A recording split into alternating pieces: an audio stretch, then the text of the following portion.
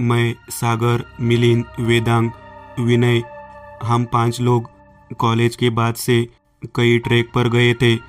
दरअसल हमारा ग्रुप इससे बड़ा था, लेकिन ग्रुप के बाकी सदस्य और ट्रैक उनका 36 का आंकड़ा था। मैं यहाँ उस किले का नाम नहीं बता रहा हूँ जिससे यह कहानी जुड़ी है।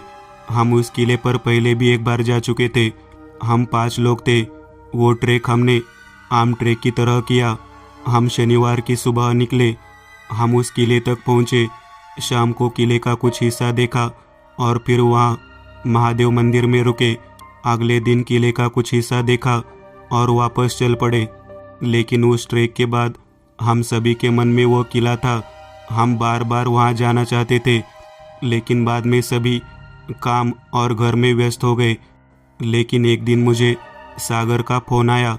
उसने कहा, बहुत दिन हो गए यार, कहीं ट्रैक पर नहीं गए, कहीं घूमने का प्लान बनाना है क्या? इस पर मैंने कहा, ठीक है, मुझे कोई दिक्कत नहीं है। एक काम करता हूँ, कॉन्फ्रेंस कॉल में विनय को लेता हूँ। उसे मुंबई से आना है, तो चलो उसे अपने हिसाब से एडजस्ट कर लेते हैं। हम सभी 2 दिन की योजना पर सहमत हुए और उसी किले पर ट्रैक के लिए जाने का फैसला किया। हमारी योजना इतनी अचानक थी कि पहले कभी कोई योजना इतनी आसानी से नहीं हुई थी। इस बार हमारा एक और दोस्त हमारे साथ, केतन भी आ रहा था। तो इस बार हम 6 लोग ट्रैक पर निकले।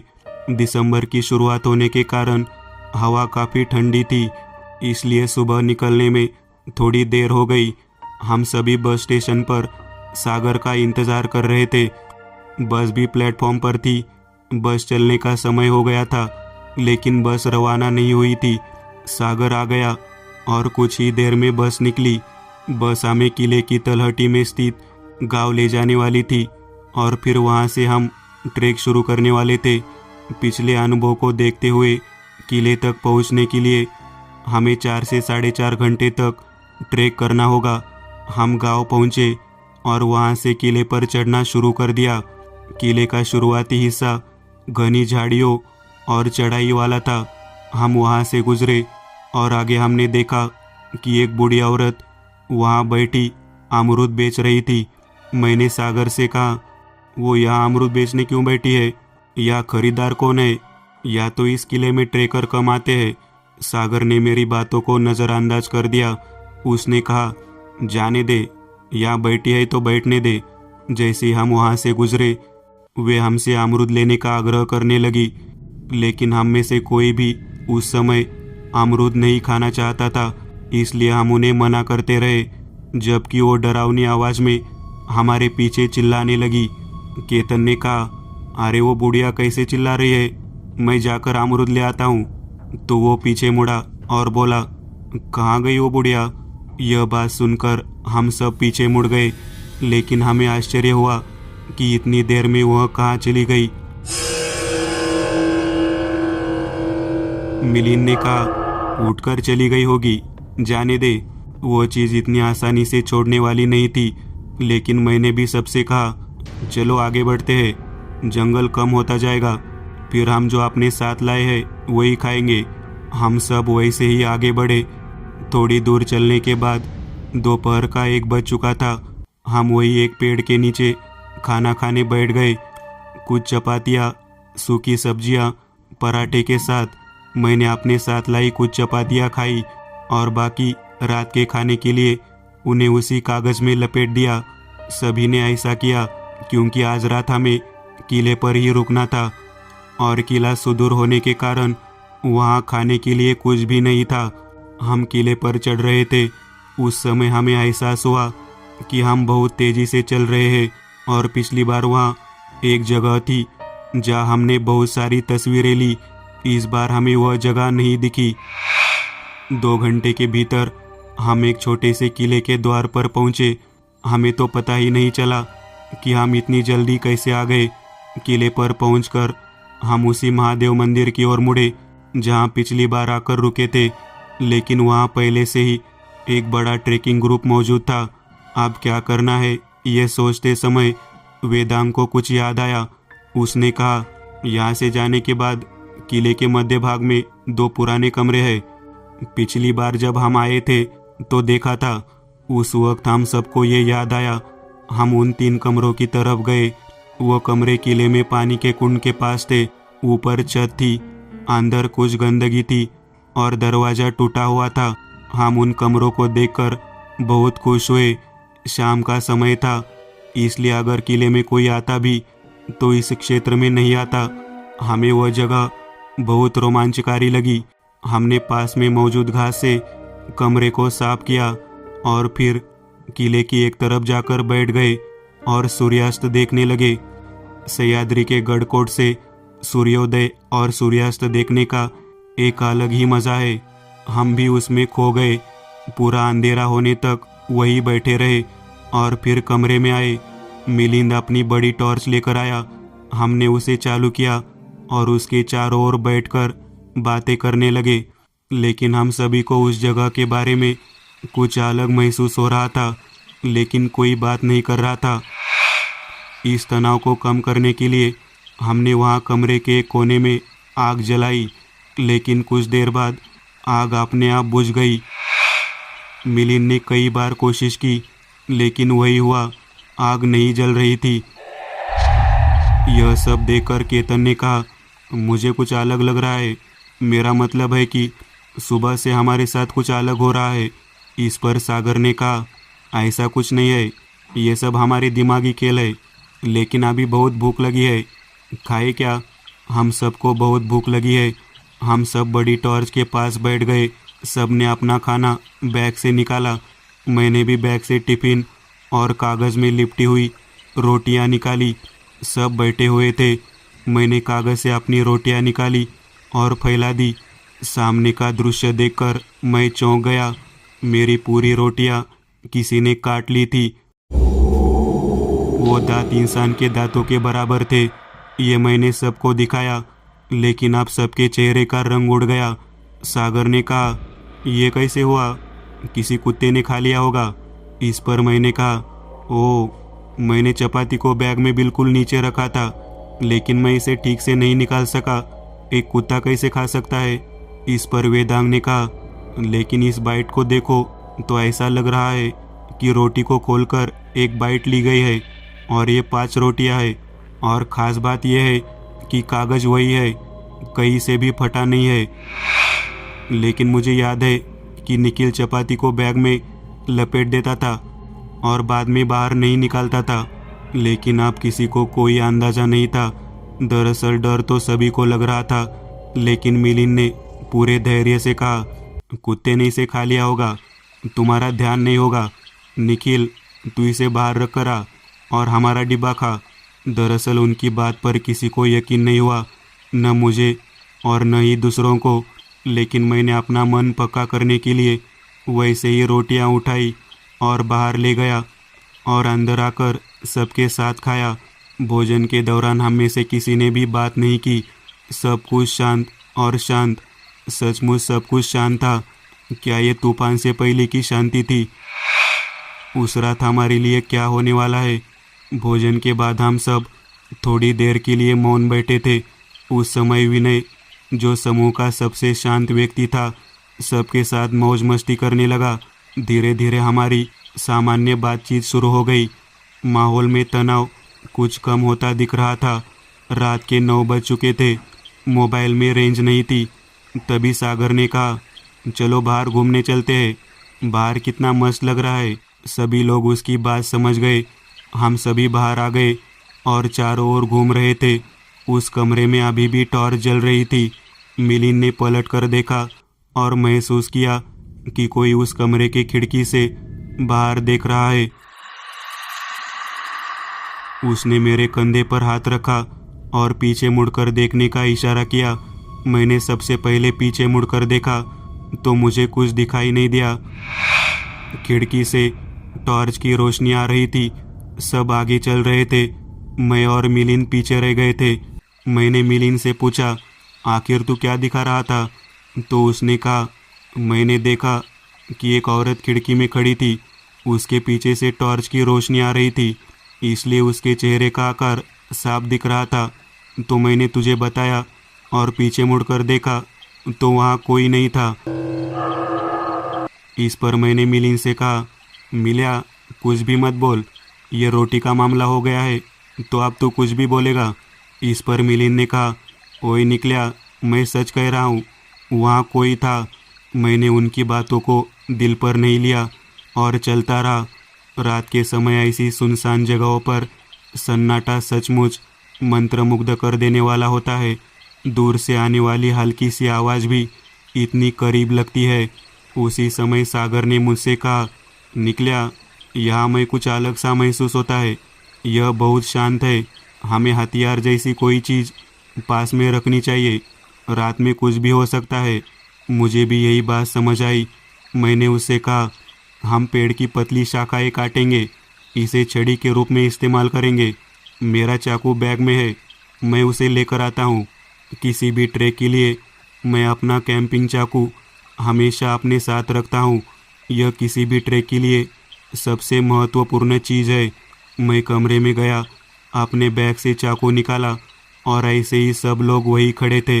हमने पास की छोटे पेड़ों की शाखाओं से 4 छड़ियाँ बनाई और कमरे में ले गए। हम सब चलने के बाद कमरे के पास पत्थर के खंभे के पास बैठकर बातें करने लगे। रात के 10:30 बज चुके थे। मैं बहुत बोर हो रहा था, इसलिए कमरे में गया। मेरे साथ केतन और वेदांग भी अंदर आए। सागर, विनय और मिलिंद बाहर बैठे थे। जब हम अंदर आए तो अलग ही नज़ारा देखा। हमारे बैग अस्त व्यस्त पड़े थे।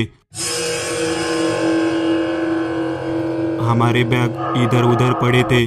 यह देखकर वेदांग ने मुझसे कहा, अरे निकलिया, चाकू लेने आया था, कम से कम बैग तो ठीक से रखना चाहिए। लेकिन मैं वो सब देखकर हैरान रह गया, क्योंकि जब मैं चाकू लेकर बाहर आया तो सब कुछ ठीक था। इतनी देर में यहाँ कौन हो सकता है? और हम कमरे से ज़्यादा दूर नहीं थे। कमरा हमेशा हमारी ही दृष्टि लाइन में था, इसलिए कोई भी अंदर या बाहर नहीं जा रहा था। हम में से किसी ने भी उसे आते हुए नहीं देखा। मैंने कुछ नहीं कहा। हमने बैग दोबारा ठीक से रख दिए और चादर बिछाकर बिस्तर पर बैठ गए। हम बैठकर गाने सुन रहे थे। तभी कमरे की पिछली खिड़की से एक औरत की तेज चीख सुनाई दी। थोड़ी देर बाद आवाज बंद हो गई। फिर कुछ देर बाद वही आवाज सुनाई दी। हमने सोचा कि बाहर बैठे वो 3 लोग अपने मोबाइल से शोर मचाकर हमें डरा रहे हैं, इसलिए हमने ध्यान नहीं दिया। कुछ देर बाद उस कमरे का दरवाज़ा अपने आप हिलने लगा। इस बार भी हमने सोचा कि वो 3 लोग ही बाहर से ऐसा कर रहे हैं, लेकिन फिर भी एहतियात के तौर पर मैं अपनी छड़ी लेकर उठा और तेजी से दरवाजे के पास गया और बाहर देखा तो वे तीनों दूर दूर बैठे थे। इतने कम समय में दरवाज़ा खटखटाने के बाद वहां जाकर बैठना संभव नहीं था। अब मुझे भी कुछ अलग सा महसूस होने लगा था। रात के 11:30 बजे उसी वक्त मिलिंद, सागर और विनय अंदर आए। मैंने उनसे कहा कि आपने मोबाइल फ़ोन पर ध्वनि बजाना समाप्त कर लिया है या आप और अधिक बजाना चाहते हैं? इस पर सागर ने कहा, निकलिया, क्या कह रहा है? कैसी आवाज़? जैसे ही मैं उससे कुछ कहने ही वाला था, मुझे बाहर से वही चीख सुनाई दी। हर कोई उस खिड़की की तरफ देख रहा था। तभी वेदांग बोला, ये आवाज़। लेकिन अब हमें डर का पहला अनुभव हो रहा था। जिस आवाज़ को हम इतने समय तक मजाक समझ रहे थे, वो भी असली थी। लेकिन अब हम क्या करने वाले थे, क्योंकि इस समय बाहर निकलना खतरनाक था और किले से नीचे उतरना संभव नहीं था। वास्तव में हमें पता ही नहीं था कि यह क्या था, क्योंकि यह जो भी था, इसने वास्तव में हमारे साथ कुछ नहीं किया था। उसी समय किसी ने टूटे हुए दरवाजे को खटखटाना शुरू कर दिया। अचानक हुई इस घटना से हमें यह अनुभव हुआ कि डर क्या होता है। मैं जानता था कि अभी बाहर निकला तो कुछ नहीं दिखेगा, लेकिन फिर भी इंसान का मन किसी चीज़ के परे क्या है, यह देखने को उत्सुक रहता है। सागर और मैं हाथ में लाठी लेकर आगे बढ़े। सागर ने दरवाजे को डंडे से जोर से धक्का दिया, जैसे कि उम्मीद थी बाहर कुछ भी नहीं था। उसी समय मुझे वो शब्द याद आ गए जो मेरे दादाजी कहा करते थे, कोई बुरी शक्ति कभी घंटी नहीं बजाती, वह दरवाज़ा खटखटाती है। तब तो मुझे वास्तव में इस वाक्य का मतलब समझ नहीं आया था, लेकिन अब मतलब समझ में आ रहा था। लेकिन मन में शंका भी थी, अगर कोई बुरी ताकत होती और उसे अंदर आना होता तो वह दरवाज़ा क्यों पीट रही होती। मैंने यह बात सबको बताई। इस पर केतन ने कहा, इसका एक ही कारण है, हमें डराना। मेरे दादाजी ने मुझसे कहा था, आदमी का दिमाग डरा हुआ होता है, इसलिए उसे नियंत्रित करना आसान होता है। इसलिए ऐसी बुरी ताकतें हमेशा पहले अपने शिकार लोगों को डराती है और फिर बाद में उनके दिमाग पर नियंत्रण रखती है। यह सुनकर विनय ने कहा, तो तेरा मतलब क्या है? हम सब उसके शिकार हैं। इस पर केतन ने कहा, हमें पता है कि हम किस स्थिति में है, लेकिन अब भी हमारा सिर ठिकाने पर है।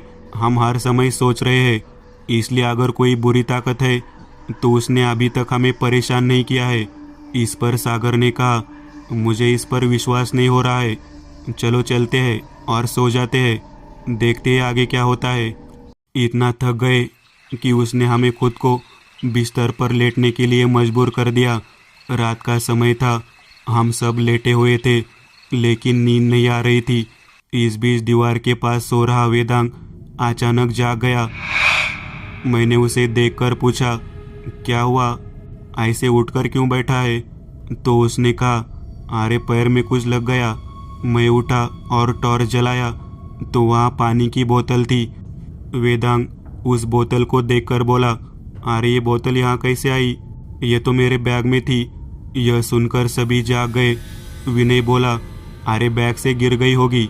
यह कहते हुए उसने अपने पास टॉर्च जलाकर बैग की तरफ कर दी। वेदांग के बैग की चेन लगी हुई थी। यह देखकर केतन ने कहा, आप बोल विनय। इस समय विनय ने कुछ नहीं कहा। हम में से किसी को समझ नहीं आया कि क्या कहे। बोतल एक तरफ रखकर हम सब फिर सो गए, लेकिन मेरे मन में एक ही ख्याल था कि अब क्या होगा, क्योंकि अब हमारी स्थिति ब्लाइंड गेम खेलने जैसे थी। जैसे हमने आंखों पर पट्टी बांधी है, वैसे हमें कुछ भी नहीं देख सकते थे, लेकिन हम इसे महसूस कर सकते थे। हमारी बड़ी टॉर्च कम चार्ज थी, इसलिए हम उसे चालू नहीं रख सकते थे, इसलिए हमने उसे बंद कर दिया और सो गए। इतने में केतन चिल्लाकर उठा। हमने टॉर्च चालू कर दी। देखा, केतन का बैग उसके पैरों के पास पड़ा था। मैं केतन के बगल में सो रहा था। मैंने उससे पूछा, क्या हुआ? तो उसने कहा, अचानक बैग मेरे ऊपर गिर गया। तो मैं सदमे में चिल्ला पड़ा। लेकिन अब हम सब आश्वस्त हो गए। जो कुछ भी हो रहा था वह हमारे साथ खेल रहे थे। हमें नींद नहीं आ रही थी। हमने सोचा कि इस तरह फंसे रहने की बजाय हम बाहर खुले में सुरक्षित रहेंगे, लेकिन बाहर इतनी कड़ाके की ठंड थी कि रात में बाहर निकलना मुश्किल था। इसलिए हमने सोचा कि हमें दूसरी तरफ समूह में जाना चाहिए, महादेव मंदिर में मध्य के लिए, ताकि हमें वहाँ रहने के लिए जगह मिल सके। सागर और विनय वहाँ जाने लगे, लेकिन जो टूटा हुआ दरवाज़ा हमने बंद किया था वो अब नहीं खुल रहा था। मैंने भी दरवाज़ा खोलने की कोशिश की, लेकिन दरवाज़ा नहीं खुल रहा था। हम फिर अंदर आकर बैठ गए। मैंने कहा, मुझे ऐसा लग रहा है जैसे हम फंस गए हैं। अब हम न तो बाहर जा सकते हैं और न ही ठीक से अंदर रह सकते हैं। इस पर वेदांग ने कहा, हमारे साथ सुबह से सब कुछ कितना अजीब है। हम नज़रअंदाज कर रहे हैं, लेकिन हमें एहसास नहीं हुआ कि हम इस खेल का हिस्सा बन गए हैं। हम छोटी सी टॉर्च जलाकर बैठे थे। उसकी रोशनी हम तक ही सीमित थी, लेकिन ऐसा लग रहा था जैसे अंधेरे में कोई है जो हमें देखकर मुस्कुरा रहा है। रात के 1:30 बज रहे थे। अचानक माहौल बदल गया। कमरे में एक जलती हुई बासी गन भर गई। जो चीखें मैंने कुछ देर पहले सुनी थी वे फिर से तेज होने लगी। वे हंसने और रोने जैसी चीखें थी जो मिलकर एक अजीब तरह की आवाज़ निकाल रही थी। मैंने अपने पास मौजूद टॉर्च को कमरे के चारों ओर घुमा दिया। साथ ही मिलिंद ने कहा, माँ कसम, क्या तुमने वो नहीं देखा? वेदांग और दोनों की प्रतिक्रियाएं समान थी, लेकिन मुझे कुछ समझ नहीं आया। तो मैंने पूछा क्या हुआ, लेकिन फिर भी वो तीनों बात नहीं कर रहे थे। मैंने केतन को हिलाया जो मेरे बगल में था और बोला, क्या हुआ केत्या, कुछ तो बोल। केतन घबराकर सामने की ओर इशारा कर रहा था। मैंने टॉर्च उधर घुमाई लेकिन मुझे कुछ दिखाई नहीं दिया। केतन घबराकर पीछे हट रहा था। मैंने उसका हाथ कसकर पकड़ लिया। यही हाल मिलिंद और वेदांग का भी था। केतन ने मुझसे कहा, सामने बैठी औरत को देख। मैंने कहा, क्या क्या बोल रहा है तू, मुझे कोई दिखाई नहीं दे रहा। मैंने सागर से नज़रें मिलाकर पूछा। उसने भी ना में सिर हिलाया। ऐसे में मेरा सिर चकरा गया, लेकिन सागर और विनय शांत थे। यह पूरा घटनाक्रम इतनी तेजी से हुआ कि जब तक हमें होश नहीं आया, अचानक मिलिंद को अंधेरे में कोई ले गया। मैंने बड़ी टॉर्च जलाई। कमरे में रोशनी फैल गई। कमरे के दूसरे हिस्से में मिलिंद दीवार की ओर मुंह करके लेटा हुआ था। सागर उसके पास गया, मिलिंद को जगाने की कोशिश की। मिलिंद ने सागर को जोर से धक्का दिया और वो हवा में उड़ गया और मेरी तरफ देखकर मुस्कुराते हुए बोला, अभी देखा, और वैसे ही जमीन पर गिर गया। गिरते समय सागर ने उसे संभाला। विनय ने प्रश्नवाचक दृष्टि से मेरी ओर देखा। सागर ने भी माना कि उसे विश्वास है। सचमुच ऐसे समय में सर काम करना बंद करता है। कमरे में औरत के हंसने की आवाज आने लगी। मैंने गुस्से से कहा, तू क्या चाहती है, ऐसा क्यों कर रही है? लेकिन असल में मैं भी बहुत डरा हुआ था। वेदांग और केतन ऐसे डरे हुए बैठे थे मानो उन्हें अभी भी महिला दिख रही हो। सागर मिलिंद को फिर हमारे पास ले आया। मिलिंद बेहोश और होश के बीच में था और अचानक हमारी बड़ी टॉर्च बुझ गई। शायद उसकी चार्जिंग खत्म हो गई थी। कमरे में फिर से अंधेरा फैल गया। उस समय एहसास हुआ, रोशनी बुरी चीज़ों में बाधक क्यों होती है। रोशनी में जो कुछ है वह साफ दिखाई देता है, लेकिन हम जिस चीज़ से डरते हैं उसे हम देख नहीं पाते। मैं भी उसी स्थिति में था। हमने सभी के मोबाइल की फ्लैशलाइट चालू कर दी। कमरे में हर तरफ रोशनी थी। केतन और वेदांग के समग्र व्यवहार से ऐसा लग रहा था कि वे अब किसी को नहीं देख सकते। 2:30 बज चुके थे। एक एक करके हमारे मोबाइल की लाइटें बंद हो गई। चार्जिंग खत्म हो गई थी। मेरे पास एक पावर बैंक था। जाते वक्त मैंने उसे पूरा चार्ज कर लिया था, लेकिन अब निकालूंगा तो उसकी चार्जिंग भी खत्म हो जाएगी। अब हमारे पास एक ही टॉर्च थी। मेरे पास छोटी टॉर्च थी, लेकिन मुझे नहीं पता था कि यह टॉर्च क्यों जल रही थी। मैंने भी सागर से कहा, साग्या, सभी टॉर्च बंद है, लेकिन केवल एक ही चालू क्यों है? इस पर सागर ने कहा, अरे वो हमें डराना चाहती है और टॉर्च की धीमी रोशनी में तो वो और भी डरावनी लग रही है। मैं समझ गया कि वो क्या कह रहा है। मैंने छोटी टॉर्च बंद कर दी, जैसे बिल्ली दूध पीते समय अपनी आंखें बंद कर लेती है। हालत हमारी वैसी हो गई थी, लेकिन अच्छा हुआ कि अब हमें कुछ दिखाई नहीं दे रहा था। लेकिन मेरा मन मुझसे कह रहा था और भी भयानक होने वाला है। मुझे याद है, मैंने कहीं सुना था, रात के 3 बजे आत्मा अपने चरम पर होती है। शायद वो भी इसी का इंतज़ार कर रही थी। कुछ देर बाद वही गंदी जली हुई बास आई। वही चीखें फिर से सुनाई दी। इस बार यह अधिक तीव्र था। उस समय अचानक कमरे में 2 लोगों की चीख निकल गई। मैंने टॉर्च चालू की। मैंने देखा कि केतन और वेदांग वहाँ नहीं थे। मैंने टॉर्च कमरे के दूसरे हिस्से में घुमाई। वे दोनों वहीं पड़े थे। मिलिंद की नींद खुली। मैंने मिलिंद की तरफ देखा। वह बड़ी आंखें करके उधर ही देख रहा था। मैंने उससे पूछा, मिल्या, क्या हुआ, तो ऐसा क्यों कर रहा है? मिलिंद ने घबराकर मेरी तरफ देखा। उसकी आंखों में पानी आ गया और उसने मेरी तरफ 2 उंगलियां उठाई। इसका मतलब था वह अपने सामने 2 औरत को देख रहा था। मिलिंद अचानक चिल्लाने लगा, निकल्या, वह हमारी तरफ देखकर मुस्कुरा रही है। वेदांग और केतन जहाँ लेटे हैं वही उनके बगल में बैठी है। वह बहुत अजीब लग रही है। यह सुनकर सागर और विनय फिर वहाँ गए और उन दोनों को यहाँ लाने की कोशिश की। लेकिन उन्हें उठाया नहीं जा रहा था। सागर और विनय काफ़ी कोशिश कर रहे थे, लेकिन मेरे मन में ख्याल आया कि हम तीनों उन महिलाओं को क्यों नहीं देख पाए। उस वक्त उन दोनों ने सागर और विनय को धक्का देकर दूर कर दिया था। केतन और वेदांग वैसे ही खड़े थे, उनके पैर जमीन से दूर थे। मिलिंद चिल्ला रहा था, इन दोनों को उठा लिया है उन दोनों ने। दरअसल यह समय भगवान को पुकारने का था, लेकिन यह बातें दिमाग में नहीं आ रही थी। फिर भी हमने एक बार उस किले को प्रणाम किया और वहाँ के किले के देवताओं को याद किया। मेरा ध्यान अपनी कलाई की घड़ी पर गया। उस समय 3 बज रहे थे। उसी समय मेरा दिल तेजी से धड़कने लगा, क्योंकि मेरे सामने मिलिंद भी हवा में लटक रहा था। मैं उठकर वहां जाने की कोशिश कर रहा था, लेकिन उस तक नहीं पहुंच पा रहा था। सागर और विनय वहीं पड़े थे। मैं पहली बार इतना हताश था। मन में होने के बावजूद भी कुछ नहीं कर पा रहा था। मैं अपने दोस्तों की मदद नहीं कर पा रहा था। मैं आगे बढ़ने की कोशिश कर रहा था, लेकिन कोई फायदा नहीं हुआ। मेरे और मेरे दोस्त के बीच एक अदृश्य दीवार थी। कमरे में केवल महिलाओं की हंसी की आवाज़ें आ रही थी। ऐसा लग रहा था जैसे सब कुछ खत्म हो गया है। मैं मन ही मन भगवान से प्रार्थना कर रहा था। उस आत्मा ने हमारे साथ खिलवाड़ किया था और अंत करीब था। हम मानसिक रूप से हार चुके थे। उनका उद्देश्य पूरा हो गया। जब लगा कि सब कुछ खत्म हो गया है, अचानक बड़ी टॉर्च जल गई। पूरा कमरा रोशनी से जगमगा उठा।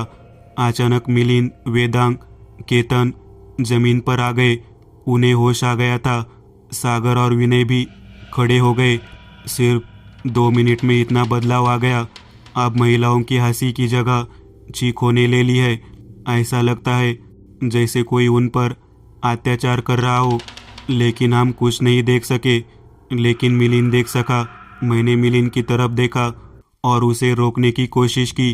अचानक कमरे का दरवाज़ा खुला और मुझे लगा कि उसमें से तेजी से कुछ बाहर निकल गया है। मैं अब अपने दोस्तों के पास पहुंच चुका था। मैं देखने गया कि कमरे के दरवाजे से बाहर क्या निकल गया। तभी सामने झील के पास कुछ आकृतियां दिखाई दी, जो क्षण भर में पानी में लुप्त हो गई। हम सब सदमे में थे। हमें पता ही नहीं चला कि इतनी देर में क्या हो गया। एक के बाद एक घटनाएं घट रही थी। 3:30 बज चुके थे। हम सब फिर से टॉर्च के पास आकर बैठ गए। सबने पानी पिया। कुछ देर तक किसी ने किसी से बात नहीं की, लेकिन माहौल में बदलाव महसूस हुआ। जिस कमरे को हम इतने दिनों से बोझिल महसूस कर रहे थे, वह अब आज़ाद महसूस हो रहा था। जो हवा धीमी लग रही थी, वह अब तेज चल रही थी। मिलिंद ने सभी से कहा, मैंने उन दोनों को कमरे से निकलते हुए देखा। सभी के चेहरे पर थकान दिख रही थी। हम सभी बिस्तर पर गिर पड़े और हमें कब नींद आई पता ही नहीं चला। हम सुबह 6 बजे के बाद उठे। एक एक करके हम सभी उठे और फ्रेश होकर बैठे। हमारे मन में कई सवाल थे। बाहर सूरज उग रहा था। सूर्योदय देखकर हम बहुत खुश थे। रोशनी में सब कुछ कितना अलग लग रहा था।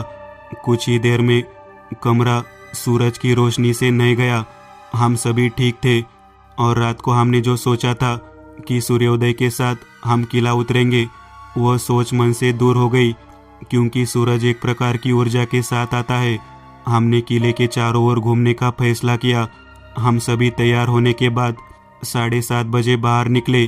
किले के ऊंचे हिस्से में जाते समय पूरब की ओर से कोई आदमी चल रहा था। वह नाथपंथीय लग रहा था।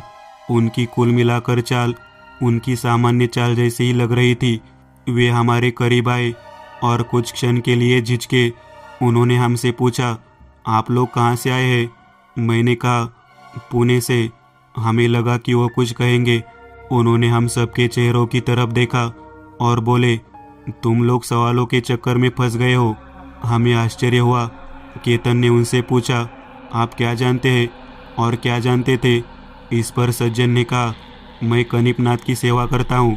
किसी व्यक्ति को देखकर उसका अतीत बता सकता हूँ। हम लोग ऐसे ही घूम रहे हैं। हम सुबह सुबह इस किले पर आए थे। हम सूर्य नारायण के दर्शन के लिए पूर्वी क्षेत्र में गए थे। इस पर सागर ने कहा, तो क्या आप हमारे सवालों के जवाब दे सकते हैं? हम सोच सोच कर भ्रमित हो गए हैं। इस पर सज्जन मुस्कुराए और बोले, वो तो मुझे पता है, लेकिन मैं तुम्हारी मदद करूँगा। चलो पेड़ के नीचे बैठते हैं। हम लोग पास के पेड़ के नीचे बैठ गए। उसे देखकर ही लग रहा था कि यह आदमी कोई लफंगा नहीं है। उसके चेहरे पर एक तरह की आध्यात्मिक चमक थी, बहुत सूक्ष्म नहीं, साधारण पोशाक, गले में रुद्राक्ष, एक थैला। उन्होंने हमारी तरफ देखा और कहा, पूछो पूछो, अब क्या पूछना है? यह देखकर हम असमंजस में थे कि कहाँ से शुरुआत करें। उन्होंने हमें शांत किया। उन्होंने 1 मिनट तक मेरे सिर पर हाथ रखा और कहा, अब मैं जो कुछ कह रहा हूँ ठीक से सुनो, मुझे सब कुछ समझ में आया है। हम आश्चर्यचकित रह गए। उन्होंने बोलना शुरू किया। उन्होंने कहा, आप कल उस बस से गांव में उतरे थे। दोपहर का समय था और आपके बैग में खाना था। आप किले की ओर, जंगल की ओर मुड़े। आपको एक अमरूद वाली दिखाई दी। वास्तव में वह शाकिनी थी। शाकिनी का अर्थ है एक अविवाहित महिला जो प्रताड़ित होकर मर जाती है और भूत बन जाती है। वह शाकिनी बुढ़िया के शरीर में थी। हर आत्मा का एक चक्र होता है, एक स्थान पर आने का उसका समय होता है, और अगर कोई उसे मिला तो आत्मा उसे पीड़ा देती है। तो आप उसके चक्र में नीचे ही आ गए थे। वो आपका पीछा करती हुई आपके आगे आई।